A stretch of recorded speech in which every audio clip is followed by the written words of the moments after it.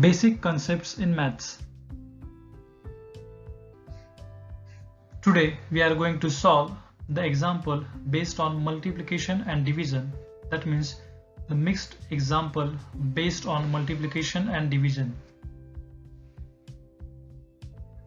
Let us solve one word example. An amount of 260 rupees each was collected from 50 students for a picnic.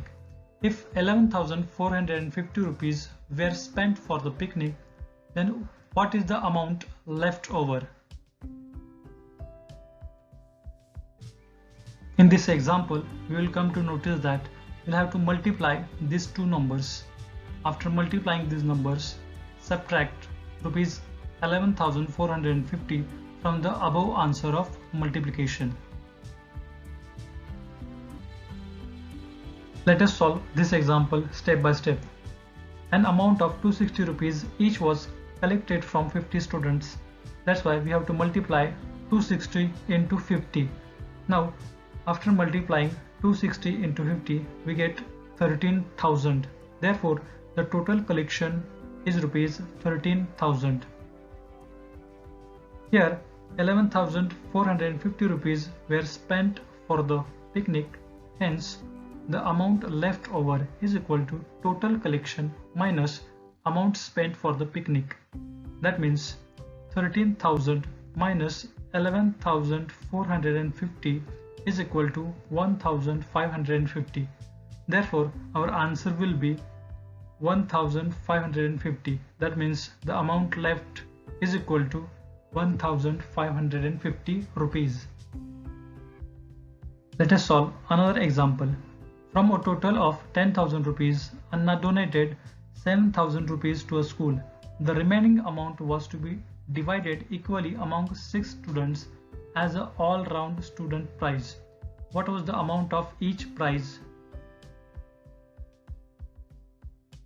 After observing this example, we'll come to notice that we have to subtract these two numbers and divide the answer of that particular subtraction by number 6, as there are 6 students.